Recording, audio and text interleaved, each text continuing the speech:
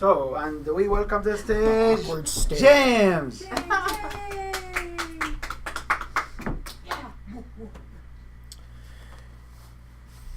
Do you know that we're born with karma?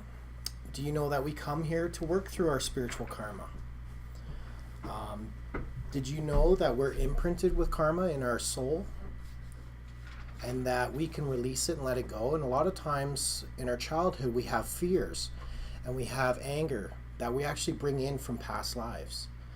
And when you work through that fear, you can scratch that. So working through our karma can be a lifelong process. I really believe at a level of our soul. That's why we're all here, is to work through that karma. I don't think we would be in this physical plane if we weren't here learning and growing. I contemplated why we were even here when I was a little boy. And what I discovered in my own thoughts was we got bored. We were zenning out in the light and it got boring. So we created a little bit of gray, a little bit of darkness, the physical plane that we're in now. And so when you release the fear, when you release the anger, and when you forgive people who may have harmed you in this life and maybe past lives, you can grow and expand to being a happy, loving, caring person. And that's what I think it's all about. And that's what I think we're here to do. That's what I know we're here to do. So today's talk is called Soul Transformation, Releasing Your Past Life Karma.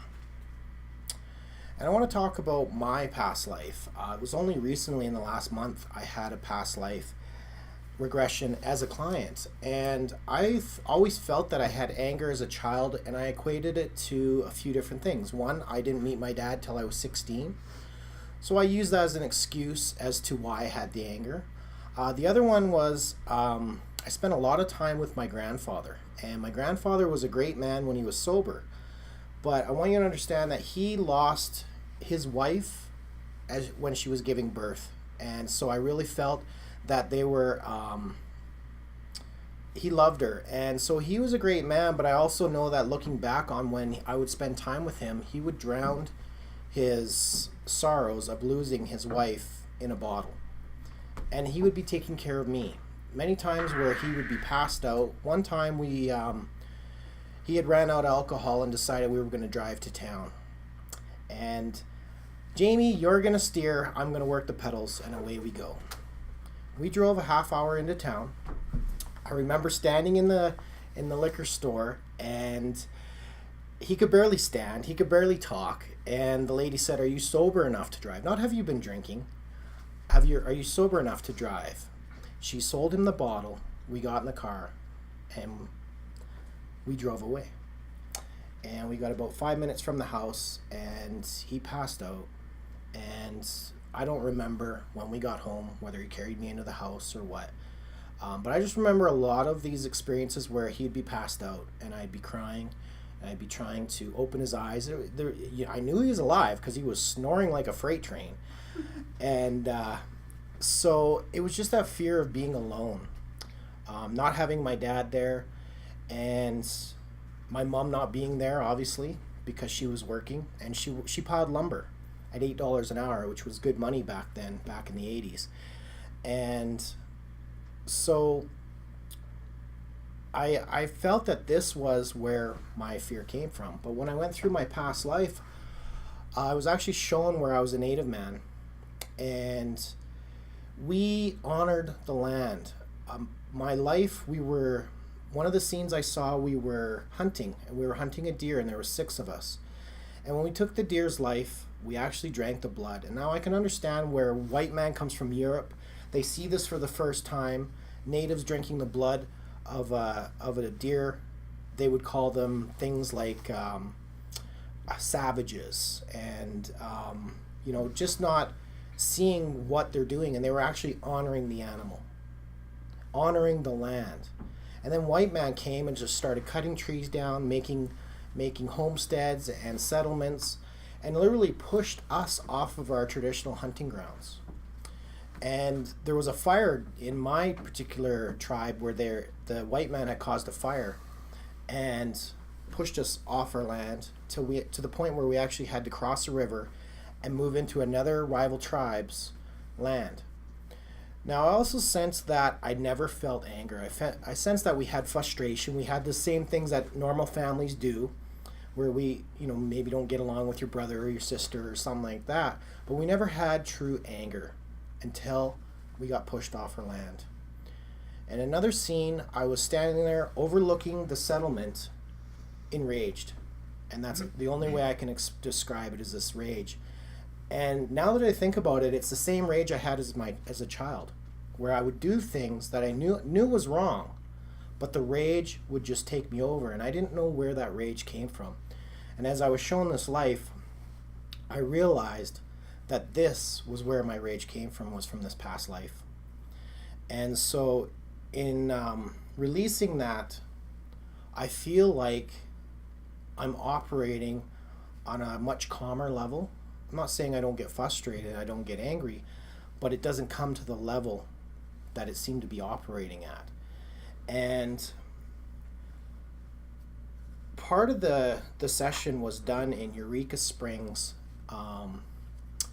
in the U.S. And so when we went to my village, she asked what the village looked like, and I said, well, there's teepees, and we paint spirits on it, animal spirits.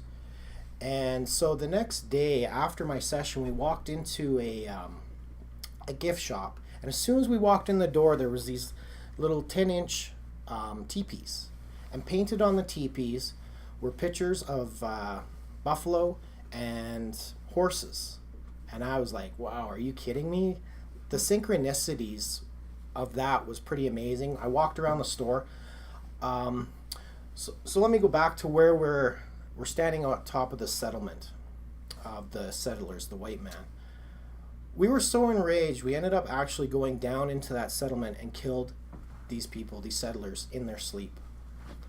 And it didn't matter if they were women, children, the rage just took us over. And I can sense that I carried that forward into this life. And so that night I actually died. One of the persons got away, got one of our tomahawks, and what I saw was this tomahawk. And so the next day when we went into the store, there was a tomahawk, and it had feathers on it, and I sensed that it was a little bit more heavy duty than what I sensed, the one that killed me. But again, another synchronicity. And then where this gift shop was located, it was located at a spring, and it was located on what they called the Trail of Tears. And so when we went down and walked around the spring in the Trail of Tears, there was a sign. And when we went and read the sign, I got goosebumps reading it. And basically what the sign said was that this is the trail that the Indians took from their traditional lands to the reserves that they were now relocated on. And thousands left to go to these reserves, and only 7,000 made it. So the natives themselves actually termed the phrase the Trail of Tears. Now, I'm not saying that my particular incarnation happened in that area, but I definitely believe this was a story that was going on all throughout North America in the 1800s, maybe even 1700s. And it's very interesting to see the synchronicities, because there's a spirit that can work through us all, and when we are in belief of it, we can change our lives. And so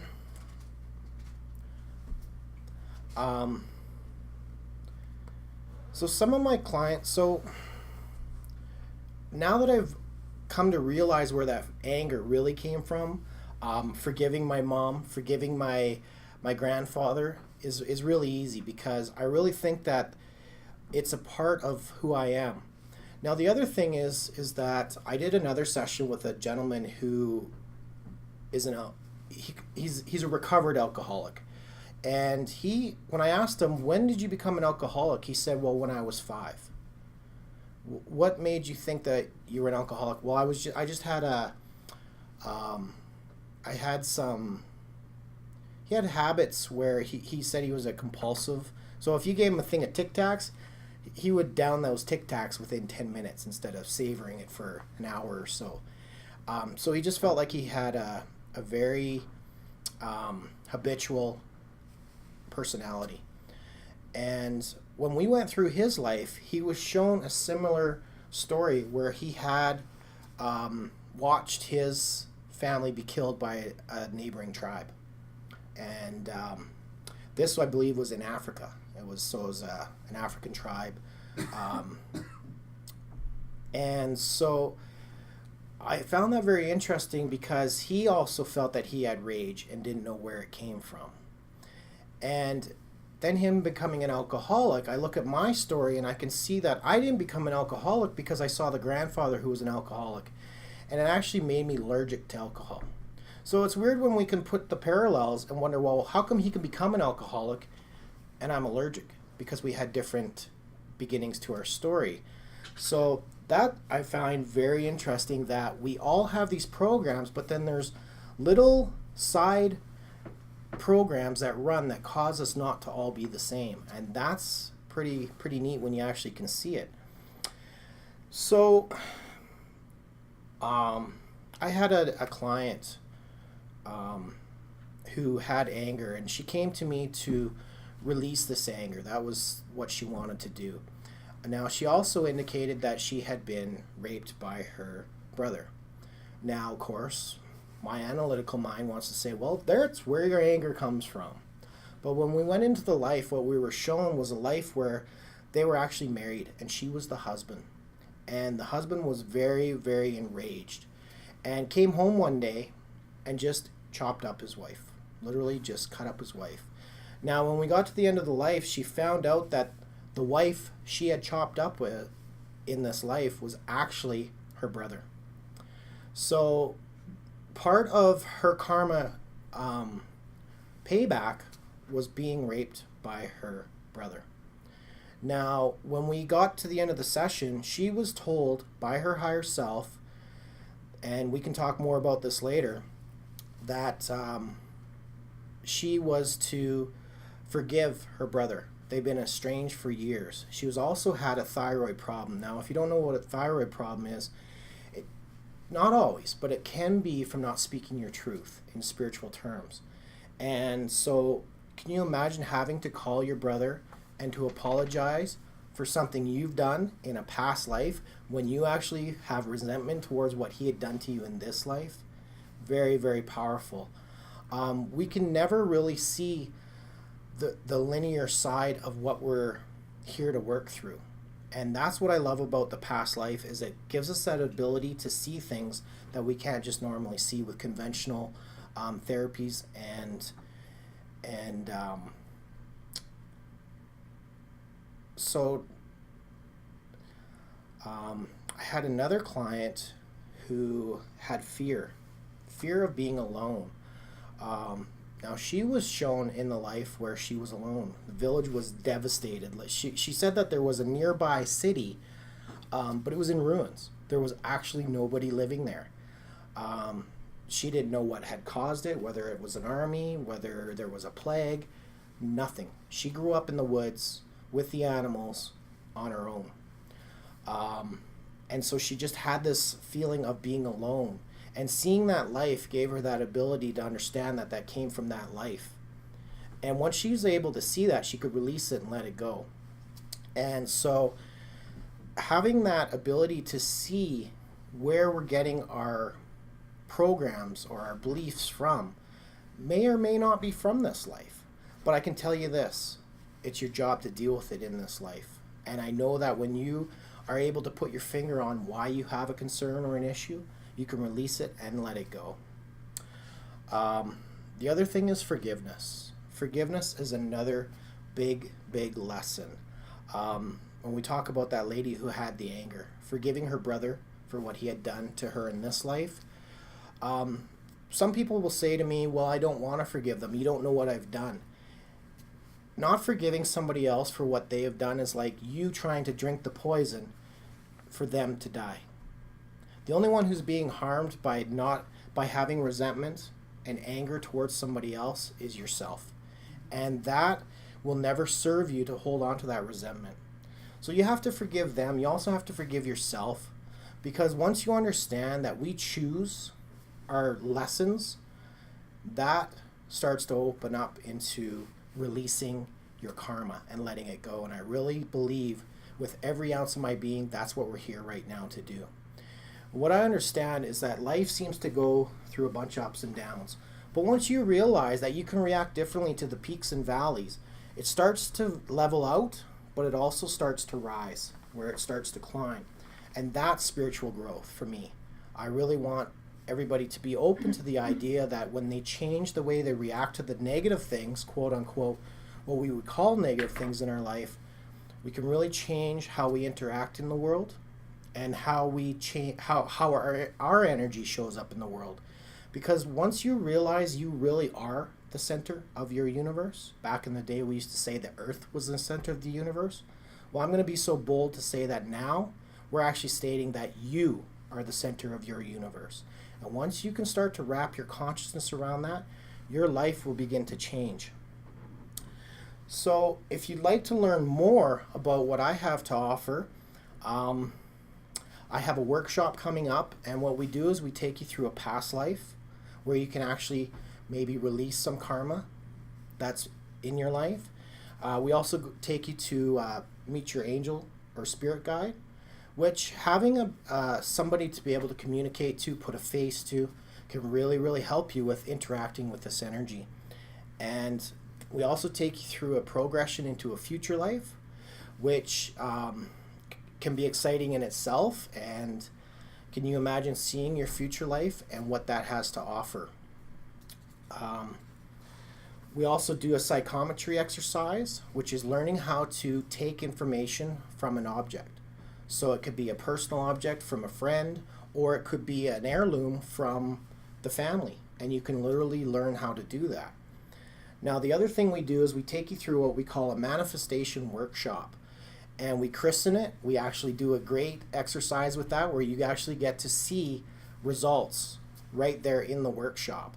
And that's something I want for everybody to take with them when they leave the workshop and work on themselves too. And that workshop, it's very simple. It takes about 10 minutes to get it set up. And then once you set it up, you have it for life. You take it with you. Now, if you sign up today, I'm going to give you a 4 CD bonus, which is going to take you through creating the life you desire, creating the health, and creating the relationships you desire. And one other thing, we're going to work on that though. So yeah, please come to the back and get signed up, and I'll come over. I'll be over there answering any questions if you have any questions. And I look forward to working with you more in the future. Thank you.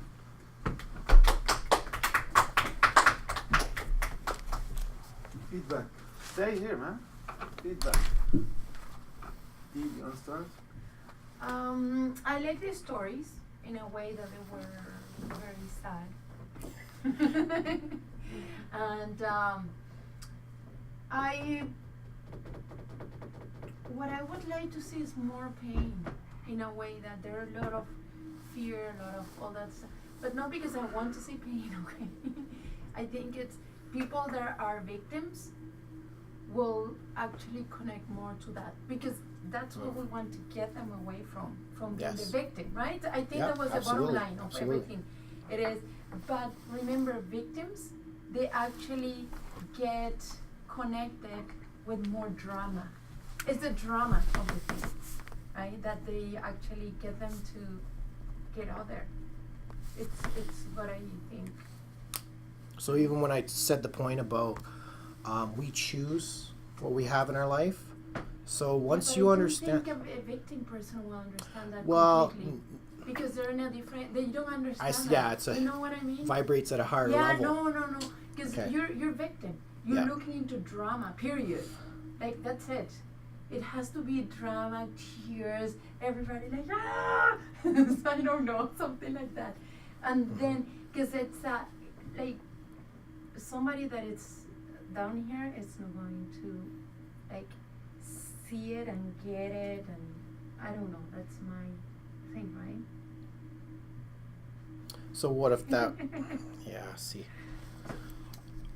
Would if the person you're speaking of, if you, rather than she was struggling, She was. couldn't get up in the morning to go to work, and she couldn't relate to the kids anymore, or she couldn't. Like, is that what you're looking But for? yeah, because there is something. But I don't want to put in a bunch of stuff I don't really know about, right? Like I'm telling the story from what I could actually equate to it, right? Did I don't you want to. say that this was holding her back from truly living her life? Is that Well, is that enough to be a true statement? I think I would agree with that. Absolutely. Was that something she ever stated to me? No, probably not. And that's the thing is I struggle with making the stories up. I don't want I could put I could dramatize this, make it the perfect story, but it's not going to be real. It's not going to be. But the rape story, it's very dramatic. It is. I mean, seriously, you need more dramatic stories like that one. Yeah, but the rape story is not the reason for them to come to him. And this is where It's the happy face. It's the after. where we have to talk about few things. I've got a few things too. If somebody is raped, will they come to him? Is he treating the raping scenarios? He treating the after fact or the retention of the pain? And he just said it, like if you go and forgive your past, you'll be better in the future. So you must be able to make the stories that people will not tell you why I'm coming to you. I came to you because I am raped. Okay, then what? If I am raped, I will go to doctor to treat me from the bleeding. I will not come to you. I came to you not because I am raped. I came to you because after I have been raped, it was so much in me, I cannot release without you. So I want to drive a balance between what you said is true, that we don't make lies. But I will not tell you why I'm coming to you. Because I don't know. I feel good about you. I feel good about the problem I came to you. That's right? So you should be able to characterize what kind of pain you're able to solve with your program. So similar people, when they find their pain and they don't acknowledge it or manifest to it, to agree on it, they say, oh yeah, let's just try it, but they don't know why. See, that's part of the problem though, because if you're not willing to face your pain, you're probably not going to have a successful But you session, right? are going to bring that up. You're going to bring that to their awareness. That's what you're going to do. So by what if talking with them. part of the With the bonus is a drama discovery side. session? One So nugget. if you feel like there's Hold on. something holding you back and you can't put your finger on it, come to a discovery session. You missed a really important part: objections. So in your objections, you can talk about if you may not know why you're here, may not know why it resonates, and you don't have to come and tell me, but if you feel like you're holding on to something, that's a good reason to come. Just holding on to something, whether it's resentment, Something anger, you can't talk and, about yeah, with your and friends. Just name a few things so that it hits people in the audience, because they're not going to let people around them know that hit them, but they can internally let them know, and now they can talk to you because you've addressed that. Well, But and, this should and the come as cool an thing info, about not- not- this I is think- I can change my nuggets and I can change my stories from presentation to presentation to see which ones. But one with is that. more- on the info nuggets, if you have information on face your pain or face your fear, because this is some of the clients you have, right? So the same what Catherine was saying, but I would move it forward to the info part, and I can re-elaborate more it in the rejection, because what kind of information nuggets you have? First one, in my opinion, is if you know the problem and you solve it, you'll be happy with it, you have a happy life after. Yeah. You say it as meet your angel and tells you whatever you want to say, but this is one Yeah. nugget. The second info nugget is many of us fail to face the fear or don't wanna find ways or escape the fear. Don't want to deal. Don't want to deal with it. So 95% or whatever numbers, or most of us, and who here in the room does not have an issue, does not want to face it, and elect by choice avoiding to face it, and then it hit him and be much bigger, and what happened much bigger. Okay, so this might be a second info a nugget, because we were looking for whatever info nuggets for your program. Yeah, no, say that again. That's a good one. So, It's all recorded, by the way. but what was that second one again? The second one is on facing your fear. People aren't willing to face it because that's true. People elect not to skip, not yeah.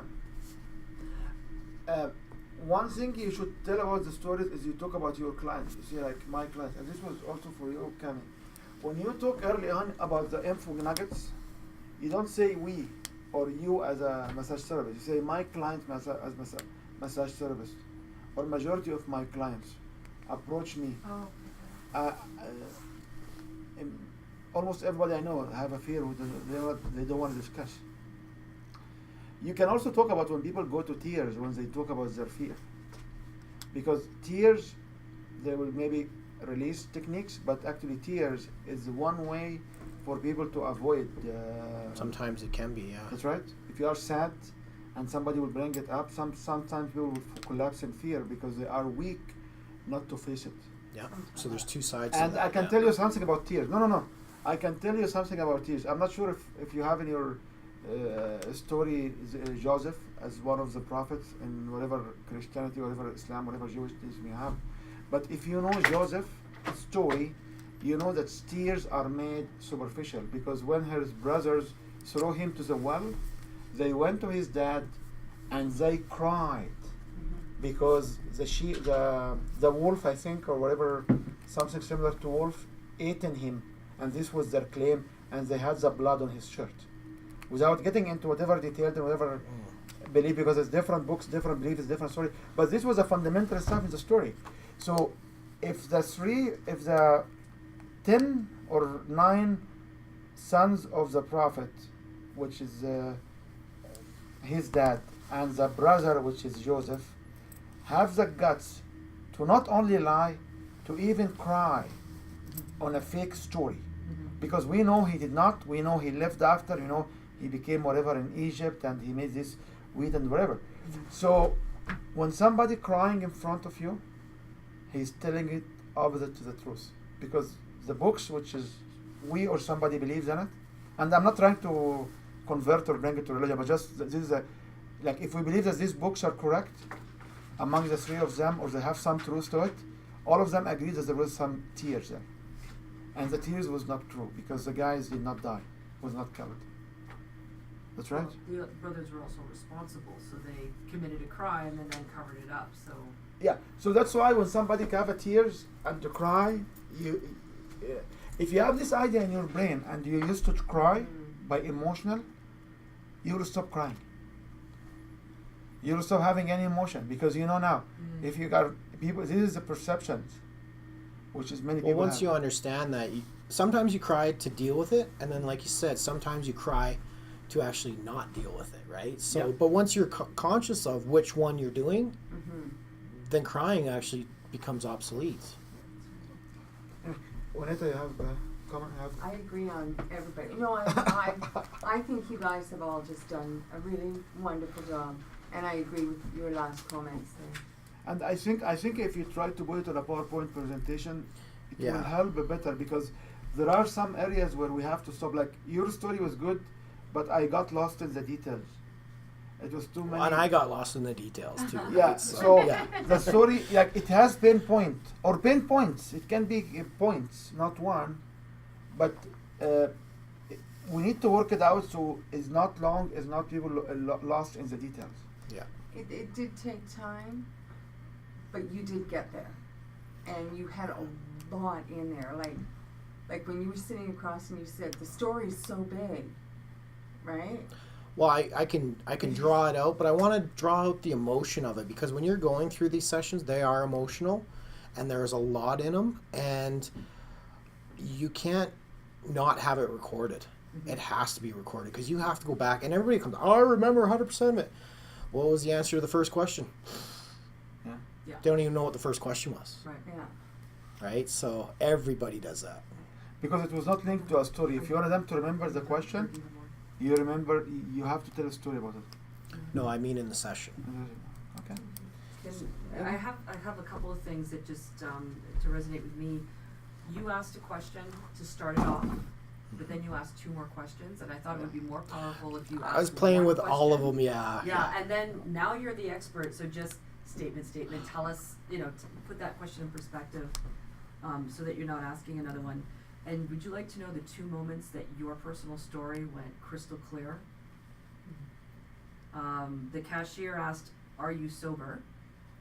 And saying that, oh gosh, I can't even read my own writing. Snoring like a freight train, because I can picture it. You know, it's something that's like, oh yeah, I know somebody like that, or those are things that we can Some picture more because we emotion, can relate. yeah. Because not everybody had alcoholism in the family, so you know we remember our friends, or maybe we don't have any experience at all. But when you can give us those little pieces that we can relate to 100%, everybody in the room can relate to those. Mhm. And how difficult it is for a small child. And I'm not sure, did you tell us how old you were at the very beginning? I probably should have. I was like maybe 5. Yeah, okay, that's a big difference than a 12-year-old dealing with it. Yes, absolutely. So give us the 5-year-old and give us the mentality that you were in at 5. So I was playing with my little toy truck or cars when Grandpa said, hey, let's go to the... So let's put your perspective and as a 5-year-old unable to deal. So you can add some and things unaware to of it your to ad danger. lib it to give it more pull. Yeah. You know. And Yeah. don't forget to tell us, you know, let us know the danger that you were in, or the two of you were in, having a 5-year-old. I was a at good the wheel. driver. You know what? No, I was absolutely. a good driver at that. Yeah, I I was a can good see steer that. at that time, but that's why your feet Yeah. couldn't hit the pedals, because I figured you must have been young, but that was my first indication that you weren't 12, 14. Mm-hmm. Very Um, cool. Some more details on the story In itself. your personal details, Yeah. details that will slam it home for everyone in the room who has not had that experience with you.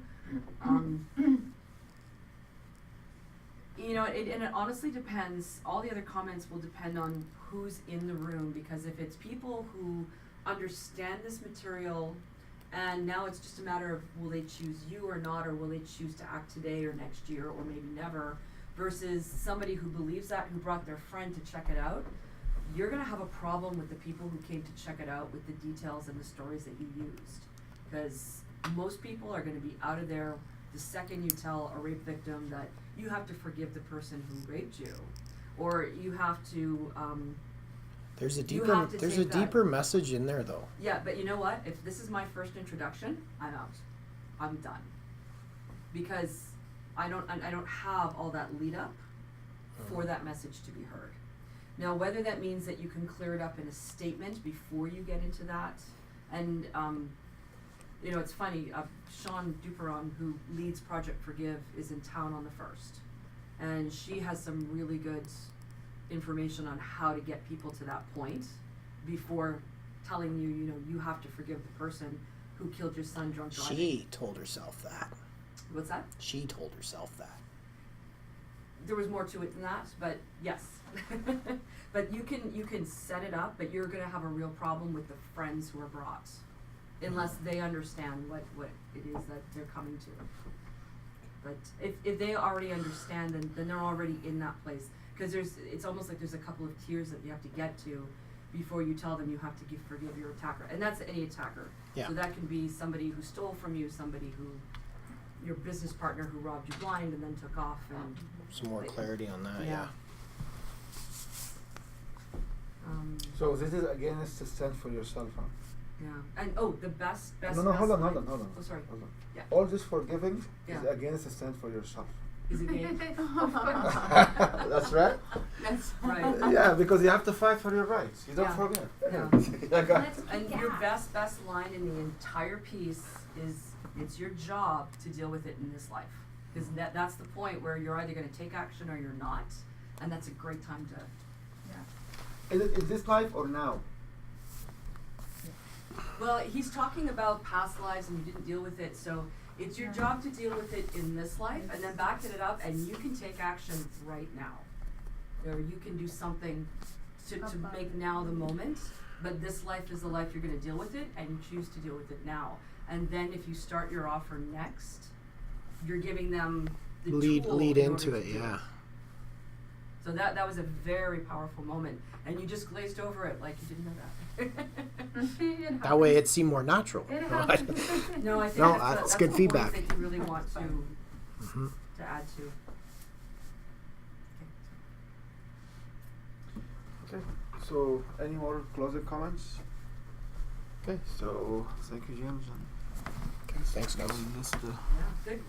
turn on, stop the recording here.